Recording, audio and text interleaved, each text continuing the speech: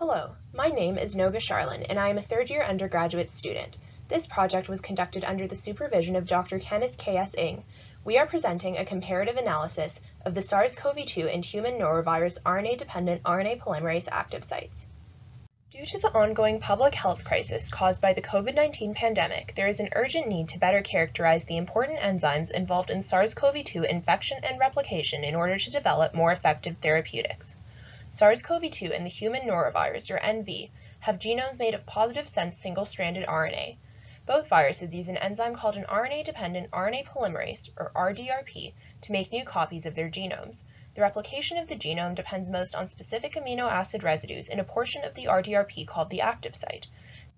The active site is a viable drug target because specific inhibitors that disrupt the normal RdRP functions of binding and catalysis could interfere with viral replication. Drug design necessitates a thorough understanding of the structure and function of the RdRP active site, but there are many experimental challenges to determining high-resolution crystal structures of the SARS-CoV-2 RdRP in complex with inhibitors.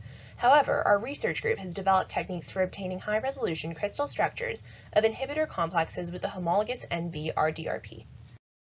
Therefore, we used molecular graphics and bioinformatics software to carry out a comparative analysis of the structures of SARS-CoV-2 and NV RdRPs as a first step towards understanding the similarities and differences in their active sites. The main objective of this project was to elucidate the functional role of residues near the RdRP active sites and to predict differences in function between the SARS-CoV-2 and NV RdRPs by contrasting the structure and interactions of their aligned residues. To allow for a comparison of the active sites of SARS-CoV-2 and norovirus RdRP, we superimposed the structures of the two enzymes in complex with catalytic metal ions and RNA using the PyMol molecular graphics system, and identified pairs of aligned residues within 7 angstroms of the active site. To elucidate the functional importance of each residue, we used the basic local alignment search tool, or BLAST, to generate multiple sequence alignments with the goal of determining sequence conservation at the position of each residue of interest. Multiple alignments were generated with the RdRP amino acid sequences of various viruses from the orders picornavirales and nidovirales for NV and SARS-CoV-2 RdRPs respectively. Residues are said to be aligned when they have the same position in each enzyme's three-dimensional structure.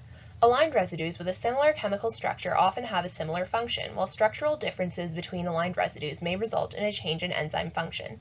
We identified and aligned residues of interest using PyMol, and then measured distances between each residue of interest, surrounding residues, RNA, and catalytic metal ions to identify important interactions involving each residue.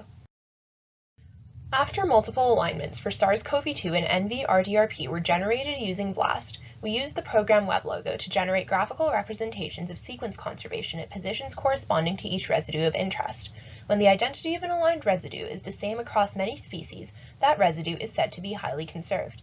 Residues essential to RdRP function are often highly conserved because their replacement with a different residue inhibits function and is disfavored by natural selection. In this figure, each letter represents an amino acid, and the size of each letter reflects the conservation at that position. Residues are categorized based on sequence conservation in picornavirales and nidovirales. We analyzed residue interactions in sequence conservation to predict the function and importance of each residue of interest.